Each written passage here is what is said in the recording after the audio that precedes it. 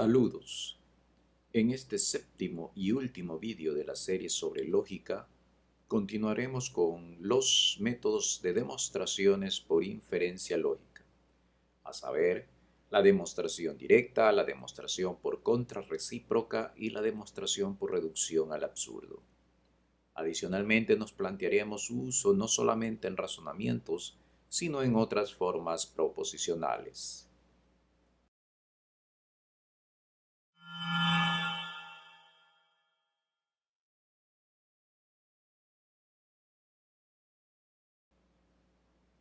Empecemos con la demostración directa.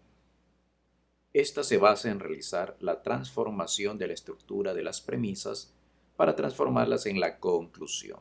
Recordemos que este es el objetivo básico. Pero si durante las transformaciones obtenemos una contradicción o una estructura que en conjunto con la conclusión se parece a una de las leyes de inferencia lógica, habremos demostrado la validez del razonamiento y ya no se requerirá de más pasos. Veamos este ejemplo.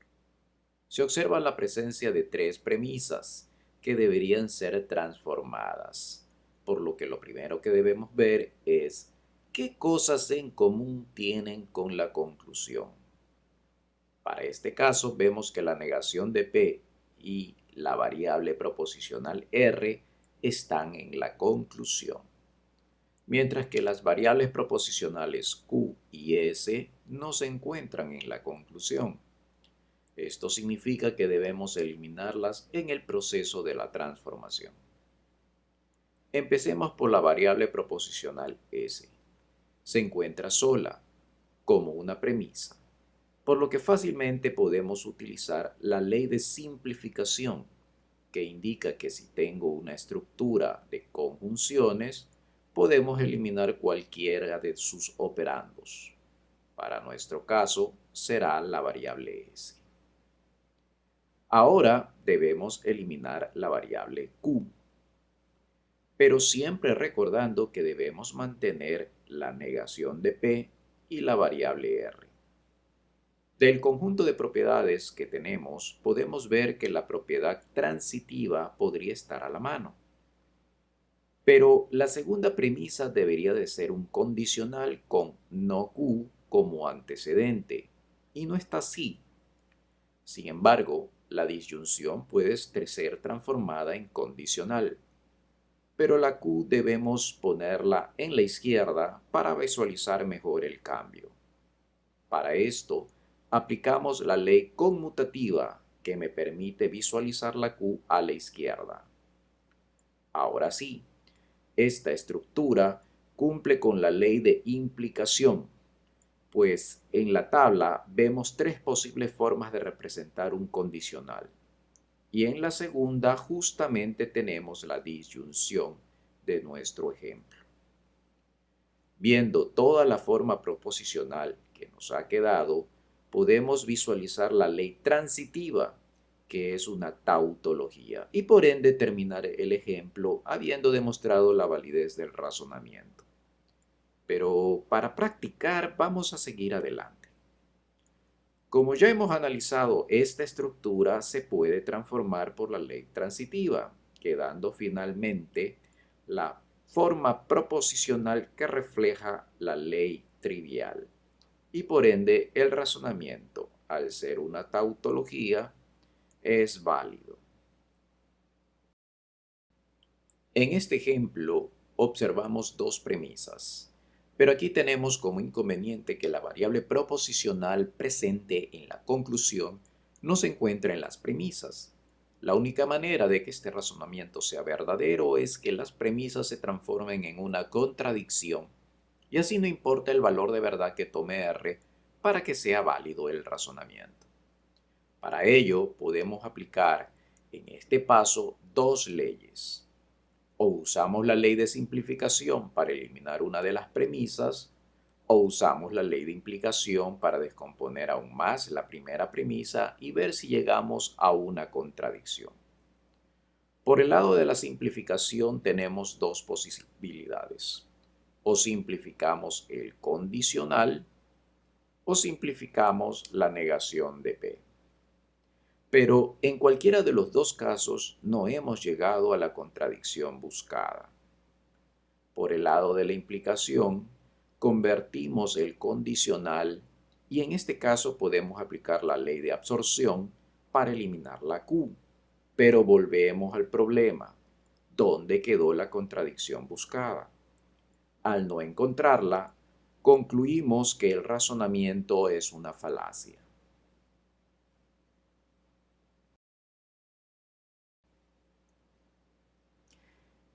En este ejercicio vemos un razonamiento con dos premisas y su conclusión. Pasemos a transformar las premisas. El primer paso siempre será ver qué hay en común entre la conclusión y las premisas para poder armar una estrategia. Observamos que la variable P está como antecedente de un condicional que es la conclusión del razonamiento.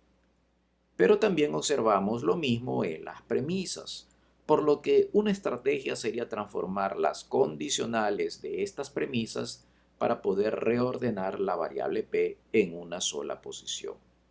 Esto lo logramos con la ley de implicación, lo que me permite visualizar la próxima ley a utilizarse, la ley distributiva. Con esto he aislado la variable P y ahora sí puedo utilizar nuevamente la ley de implicación, con lo que ya vemos claramente por la ley trivial que el razonamiento es válido.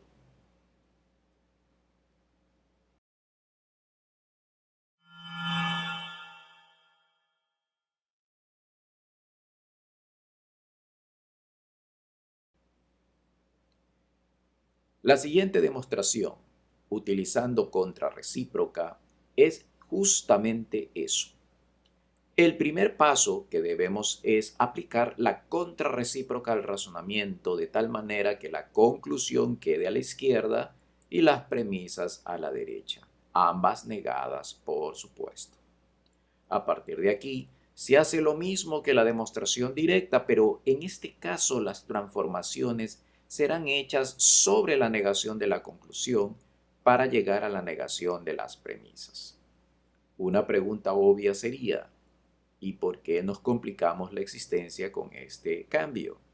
Y la respuesta es que este proceso se realiza en los casos en que la conclusión es más grande que las premisas. No suele ocurrir frecuentemente, pero de darse el caso, este sería uno de los procedimientos a utilizarse.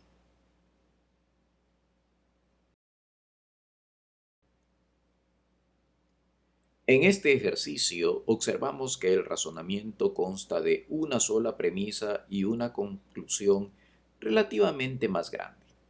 Realizar la demostración directa en este caso sería un tanto complicado, por lo que aplicamos la contrarrecíproca. Como debemos transformar el lado izquierdo, en este caso de la contrarrecíproca, no debemos tocar la negación externa porque se encuentra en ambos lados del condicional. Nuestros esfuerzos se orientarán a la transformación de lo que esté dentro de la negación.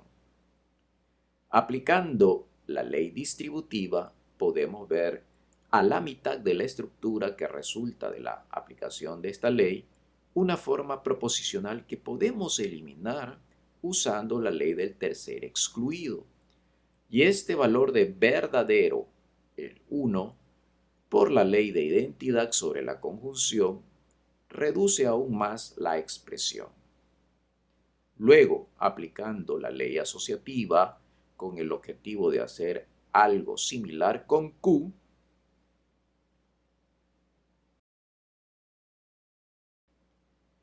me permite utilizar la ley distributiva. Y con ello nuevamente observamos que podemos usar la ley del tercer excluido y otra vez la ley de identidad, con lo que finalmente al tener disyunciones se puede aplicar la ley de idempotencia sobre la negación de P, quedando finalmente la estructura buscada, la ley trivial. El razonamiento es válido.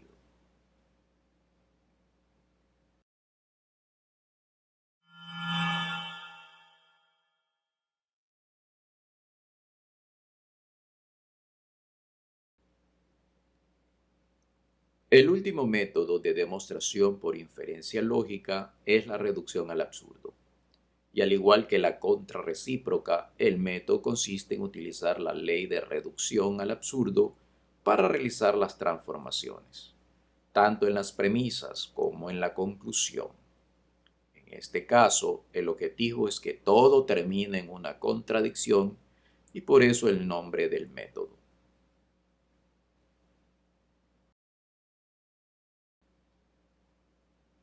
Uno de los usos de este método es la demostración de leyes ya vistas de la propia inferencia lógica. Por supuesto que en la demostración no debemos utilizar la ley que estamos demostrando. El primer paso entonces será utilizar la ley de reducción al absurdo, lo que me permite observar una doble negación. Usamos entonces la ley involutiva. En este momento quizás nos veríamos tentados a utilizar la ley de simplificación porque observamos varias conjunciones, pero hay que tener cuidado de eliminar por eliminar.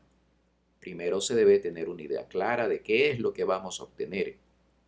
En este caso, como el objetivo es llegar a una contradicción, lo más saludable es aplicar la ley de implicación para tener más herramientas y opciones para llegar a esa contradicción buscada. A continuación podemos usar la ley distributiva, ya sea con no Q o ya sea con P, sobre el paréntesis de la disyunción, pues se observa la posibilidad de juntar una variable con su correspondiente negación. Utilicemos la más cercana, el no Q. Aquí ya visualizamos la primera eliminación evidente, usando la ley de contradicción, y con esto el valor de verdad falso, o sea, el cero.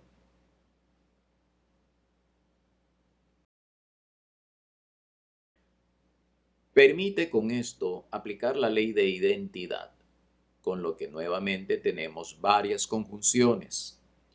Pero lo importante es que hay la conjunción entre la P y su negación. Por la ley de contradicción se eliminan y finalmente podemos usar la última ley de absorción que genera la contradicción buscada, dando por válido o demostrada la ley del modus tollendo tollens.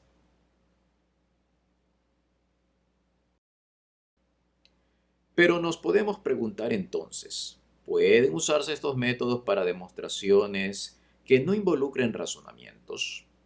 La pregunta es válida porque no solo se pueden demostrar razonamientos que son básicamente condicionales, sino que existen otro tipo de formas proposicionales que pueden llegar a ser tautologías, como ya hemos visto en vídeos pasados.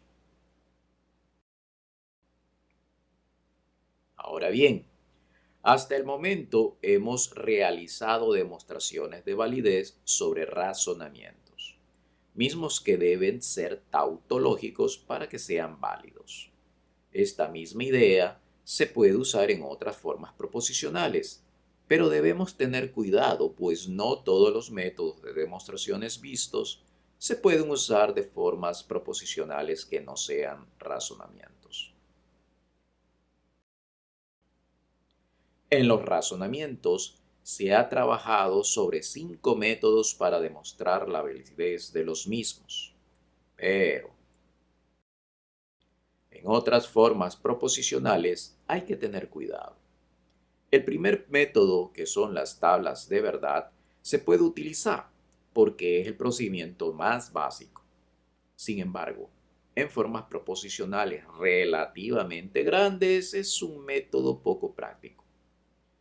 El método del contraejemplo también es un método que se puede utilizar porque la idea es buscar el caso en el que toda la forma proposicional sea falsa, sin importar qué operadores lógicos estén involucrados.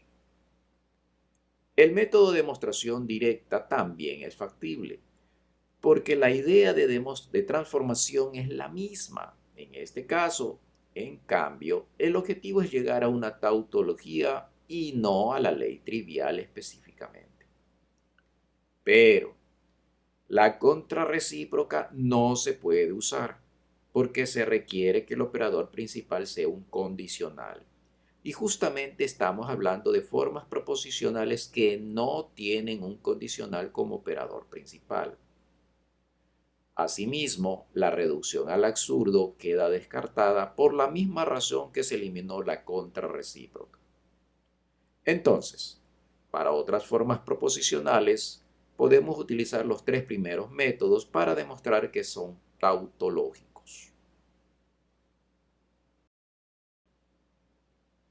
Pero antes, empecemos como al principio de los vídeos de lógica, pues la tautología consiste en que una frase o forma proposicional sea verdadera, siempre hablando de tautología. Para armar una frase, veamos la oración, la estructura más básica de sujeto, verbo y predicado. Vamos a asumir que es una oración que podemos darle un valor de verdad y por ende, como ya hemos visto, existen dos tipos, cada uno de los cuales tendrá su correspondiente valor de verdad. La diferencia, como hemos visto en el primer vídeo de esta serie, es que las proposiciones tienen valores de verdad fijo, mientras que las variables proposicionales dependen de las circunstancias para asignarles un valor de verdad. Pero en definitiva, para saber su valor de verdad, mentalmente pensamos en un contraejemplo, es decir, que hace que lo que me digan sea falso. En otras palabras, para proposiciones simples y variables proposicionales, el método usado es el contraejemplo. Por ejemplo, si tengo una proposición, todos los animales vuelan. Inmediatamente en nuestra mente visualizamos uno o varios animales que no vuelan. Por ejemplo, el elefante. Y este sería mi contraejemplo. Puede haber muchísimos contraejemplos, pero basta uno para decir que la proposición es falsa.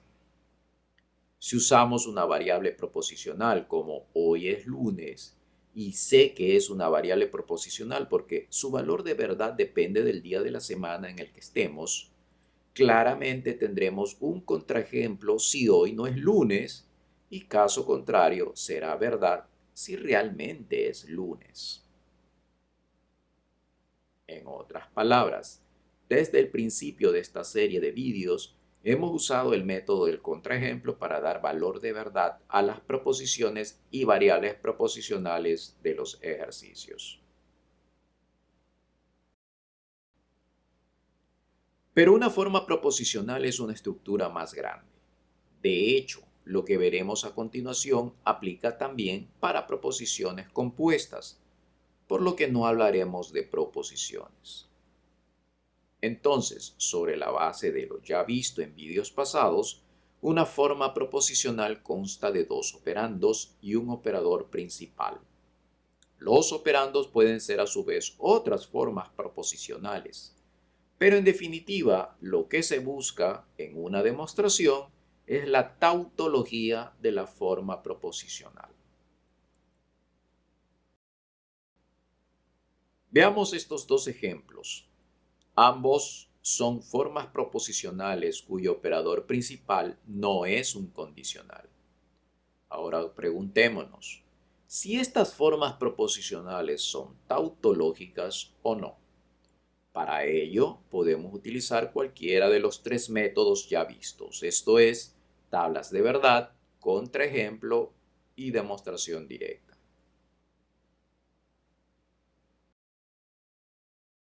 Empecemos por el primer método, sobre la primera forma proposicional. Si realizamos la tabla respectiva, concluiremos que la forma proposicional es tautológica, porque en la última columna vemos que todos los casos generan valores verdaderos. Para el método del contraejemplo, debemos buscar el o los casos que generan un falso. Ya sabemos que por el método anterior esto no será posible, pues dio como resultado una tautología. Sin embargo, analicemos la situación. Como el operador principal es una disyunción, esta debe de dar un falso. para encontrar el contraejemplo. Pero un falso en la disyunción solo es posible si los dos operandos a los costados son falsos también. Pasemos a analizar el operando de la izquierda, que se supone que es falso. El operador principal de este operando es un condicional falso por la suposición inicial. Con ello, el antecedente será verdadero y el consecuente falso, lo que me permite encontrar el valor de verdad de P y Q, ambos falsos. Con estos valores llenamos el segundo operando de la disyunción, pero resulta que el operador principal de este operando, al ser condicional, genera un valor de verdad de verdadero. Pero si el primer operando de la disyunción es falso y el segundo es verdadero, la disyunción no puede generar un falso sino un verdadero. En otras palabras, no pudimos encontrar el contraejemplo y por ende la forma proposicional es tautológica.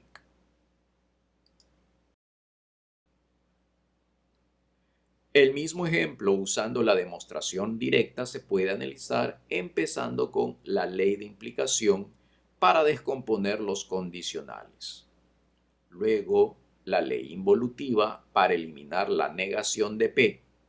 Pero además observamos que la disyunción inclusiva es el operador principal, por lo que podemos aplicar la ley de idempotencia sobre P y luego la ley del tercer excluido sobre Q, para finalmente aplicar la ley de absorción, lo que genera un verdadero, que indica que la forma proposicional es tautológica.